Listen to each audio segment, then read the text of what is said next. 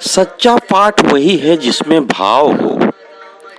दक्षिण भारत की यात्रा के दौरान चैतन्य महाप्रभु ने देखा कि एक ब्राह्मण गीता पाठ कर रहा था।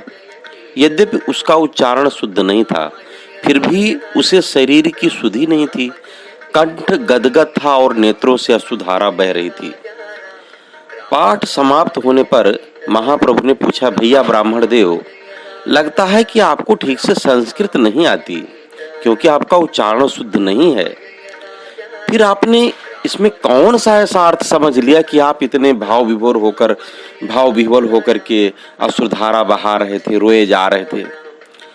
उन ब्राह्मण देव ने बड़े ही विनम्रता पूर्वक उत्तर दिया, कहा, भगवान, मैं संस्कृत क्या जानूं, ग्रंथ पढ़ते हुए मुझे तो बस यही दिखता है कि कुरुक्षेत्र के मैदान में दोनों ओर सेनाएं खड़ी हैं, उनके बीच एक रथ खड़ा है जिसमें अर्जुन हाथ जोड़े बैठा है और भगवान श्री कृष्ण घोड़ों की रास पकड़े हुए मुख घुमाकर अर्जुन से कुछ कह रहे हैं। बस यही देखकर मुझे प्रेम से रुलाई आ रही है। ये सुनकर महाप्रभु ने ब्राह्मण को गले लगा लिया और बोले, भैया, गीता का सच्चा अर्थ तो तुमने ही जाना है।